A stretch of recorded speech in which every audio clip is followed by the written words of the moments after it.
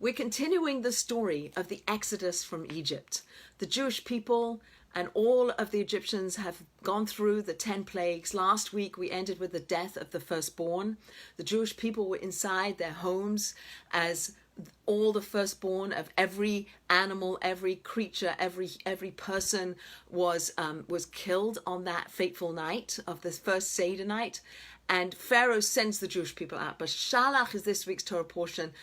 Jewish people are leaving Egypt. They've been through slavery. They are now traveling forth, following Moses, following God, understanding that God brought these plagues upon the Egyptians, and now they're sojourning. They're on their way. They don't know where they're going. They get to the Reed Sea, and they don't know what to do, and they look behind them, and the Egyptians are coming. Pharaoh, with his change of heart, is now pursuing the Jewish people, and the Jewish people are standing between the armies of Egypt, coming with their chariots, with their warriors, coming to bring the Jewish people back, who knows, and the Reed Sea.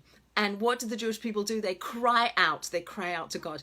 We understand from our sages that when the Jewish people were enslaved in Egypt, that they lost their capacity to speak. They were silent. The oppression was so harsh and so overbearing and so oppressive that they didn't have any words. They couldn't even cry out. They were so squashed.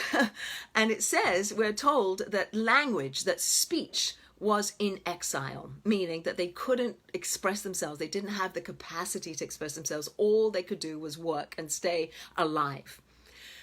When Moses comes to Pharaoh and he pleads and he says God's bringing these Jewish people out, so on, now they start to realize that maybe there's a different future for them. And they start to cry, they start to moan, they start to cry out. And after the last plague, the Jewish people are coming out, and now they're at the Reed Sea and they're crying out to God. And what does God do? God says, actually, be silent, be silent. Because now is not the time for crying, now is the time for action. And Nachshon ben Aminadav, he steps into the sea with great faith and great understanding, steps into the sea, and the sea splits. We understand about the sea splitting and Moses putting his hand up, then the sea splits.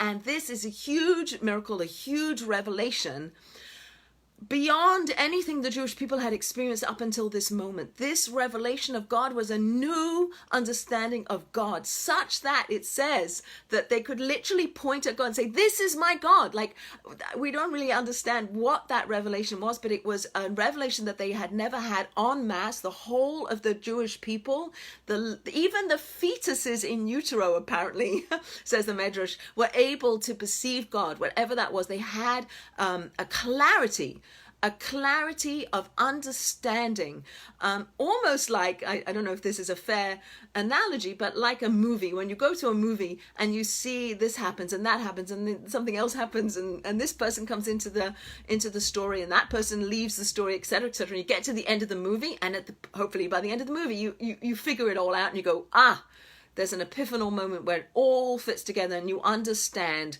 why this had to happen and why that had to happen. And on some level, apparently, that is what the Jewish people experienced. They experienced a certain clarity of understanding. They understood and appreciated everything that had happened, all the enslavement, all the plagues, everything, the way it had all evolved was something that they had clarity on. And they understood that God loved them. And they understood that there was this oneness of God in the universe. And it kind of literally sort of broke apart any kind of barrier that was between the person and God.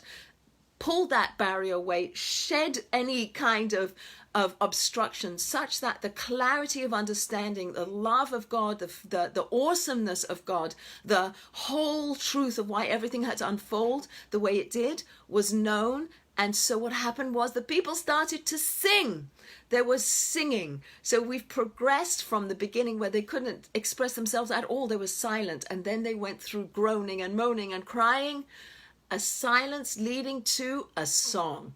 And this song, say many of our commentators, is the language of the soul. That at the point where everything's burst open, our soul can express itself. And soul talk is music. There's an amazing book called Perek Shira. where we understand that all of creation is singing. There's a harmony to the universe. There's a symphony going on out there that we can't tune into.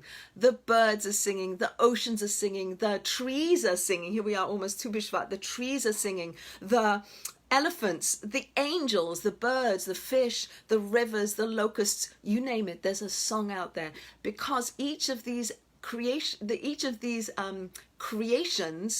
are connected to the source, such that there's a song. I don't really know what that means, but there's a song. Maybe there's a hum, or there's some kind of connection to the source, God.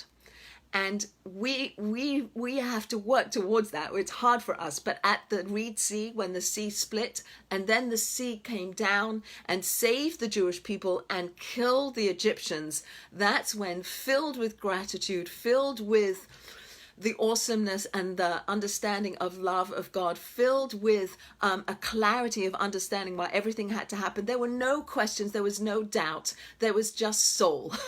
Soul, connection to God, and oneness, and song. And they sang Az Yashir is the name of this song. We say Az Yashir, that's the name that we say that every single morning. We say Az Yashir.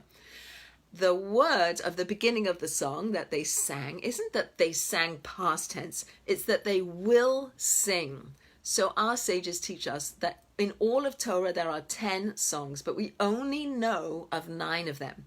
There's a 10th song yet to be sung. So when we sing Az Yashir every day, or we read Az Yashar, or we remember the Exodus and the splitting of the sea at the Reed Sea, what we're also reinforcing ourselves with is that there will be another song. At the end of days, there will be a clarity that just like the Jewish people had at the Reed Sea when the sea split and they saw God, so to speak, or they had a revelation of God, or they understood the oneness of God, and they had a clarity and an understanding of everything. We will have that again. That's in our tradition that teaches us that this is going to be in the future, that we will sing. And Moses and all the Jewish people through all time will resurrect and sing along with us. There'll be this whole, and we will join with all of creation. We'll join with the angels, we'll join with all the inanimate objects, all the animals, or everything will sing, and we will be part of that symphony, and we will sing along too. And we live in very dark times, with the pandemic, with the suffering, with the pain, with the sickness, with the death, and it can feel very overwhelming. And I wonder whether the reason why we say Az Yashir, this song, every single day, is to remind us that there is this future promise that we will sing, that there will be a clarity, we'll understand it. We can't understand it now when we're unable to connect fully and totally with God and the oneness of the world. We can know it, and we can search for it, and we can look for it, and we can try to sing, and we can try to connect to the things that bring us more clarity on things. But total clarity isn't in the cards for right this second, right now, right this moment, although in the future it will. And understanding that and knowing that that's what our tradition teaches us, and God is promising you will sing. One day you will sing. One day it won't be like this. One day you're going to have the clarity just like the Jewish people did at the Reed Sea. And you will not be silent, and you will not groan and cry, and you will not need words. You'll sing with your soul. It'll be open, and you'll connect to the oneness of God. There'll be a clarity, and you'll feel God's love. You'll have a gratitude for that. And I think it's a very powerful thing. There's so many things in this week's Torah portion, but just to kind of harp on this idea of song. I know that I have one child who likes to sing, and I know when he's sad, he's not singing. And when I hear him singing, I know he's happy. You know, that the song of our soul comes from a place of happiness. It comes from a place of understanding the bigger picture, understanding there's something transcendent. When the imminent reality is hard, that there's a transcendent reality, and at the end of the days it's all going to come together, and we'll understand it, and we'll see it, and we'll be part of that symphony that we will all sing, because we'll all have an understanding of why this had to be. And I'm not sure if that gives any solace for the troubles and travails that people are going through now. I hope it does. but that to know that there will be a time where the hiddenness and the concealment of God will be over, that this period of not understanding and not having clarity will end, and that we will move into, in the future, we will sing a song. The last thing I want to mention is after Moses leads the people in this song, and it says that every soul just sang the same song. We knew what to sing.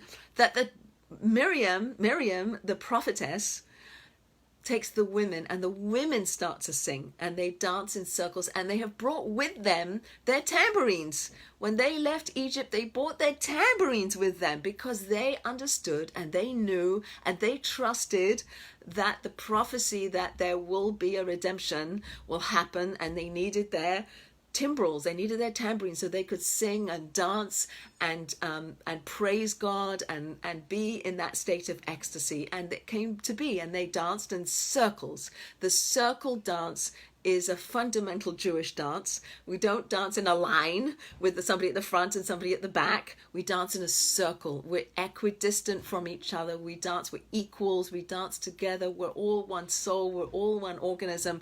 And please God, we get to see that. We get to dance together in circles. We get to sing. We get to expose our souls and live in that soul language of music. I wish us a good week, a week without suffering and without pain and without death, and with a lot of joy.